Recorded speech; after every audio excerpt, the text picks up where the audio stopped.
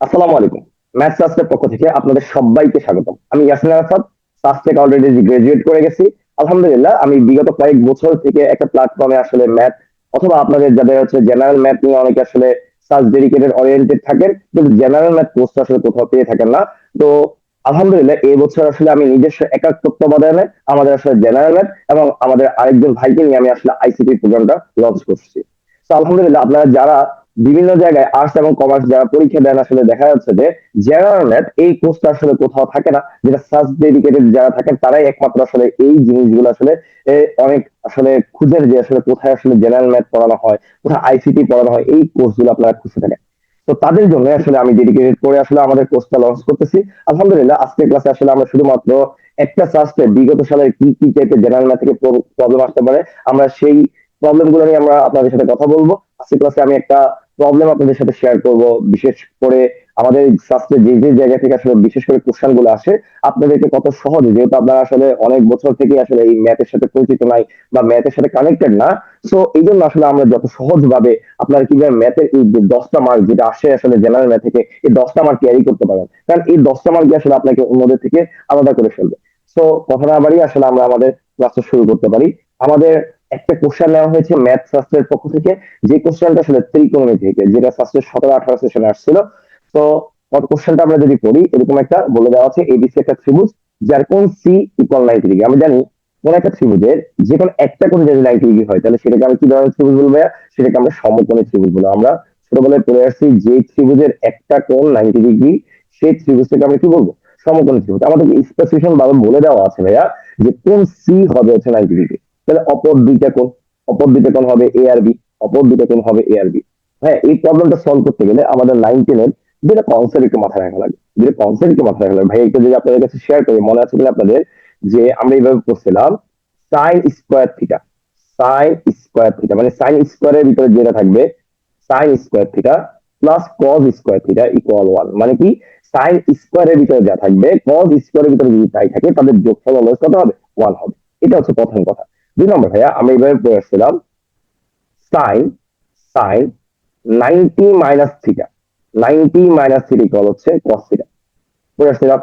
সেভাবে আমরা এটাও পড়ে আসছিলাম কস কস 90 - থিটা ইকুয়াল হচ্ছে সাইন থিটা।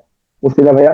তাহলে আমরা এখানে তিনটা জিনিস, sine square theta plus cos square theta equal কত? 1। মানে সাইন স্কোয়ারের ভিতরে যা থাকবে যদি কজ স্কোয়ারের ভিতরে তাই থাকে তখন তাদের যোগফল হবে 1। আবার আমরা পেয়ে আসলাম সাইন 90 - থিটা ইকুয়াল হচ্ছে সাইন কস থিটা, আর কজ 90 - থিটা ইকুয়াল হচ্ছে সাইন থিটা। আমরা এগুলো পড়ে আসছি। তো আমাদের এই কনসেপ্টে জাস্ট এখানে লাগে ভাইয়া।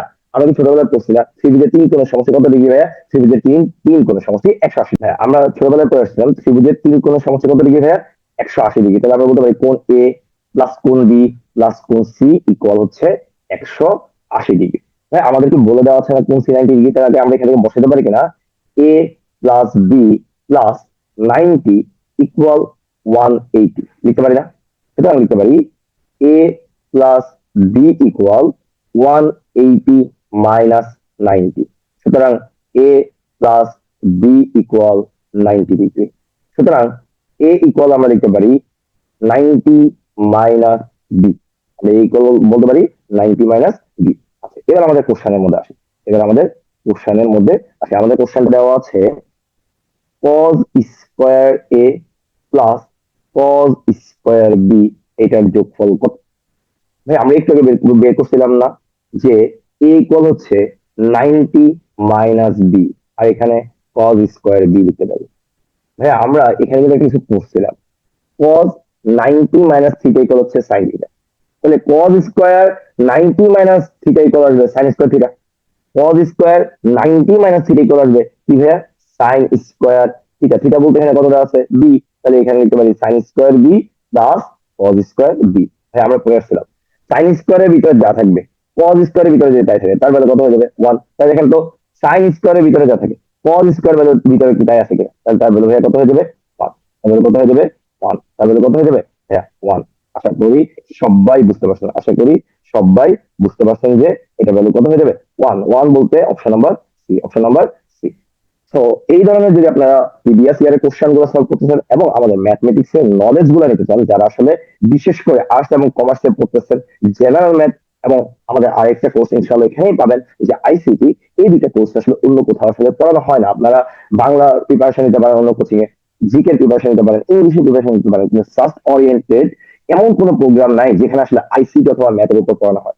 আলহামদুলিল্লাহ, আপনারা আমাদের পেজের মধ্যে চোখ রাখুন, ইনশাআল্লাহ আপনারা জানতে পারবেন যে আমাদের এখানে কি কিভাবে আমরা আসলে পড়াবো, এবং আমাদের কার্যক্রমগুলো ইনশাআল্লাহ আপনাদের ভালো লাগবে। জাযাকুমুল্লাহ খাইর। আসসালামু আলাইকুম ওয়া রাহমাতুল্লাহি ওয়া বারাকাতুহু।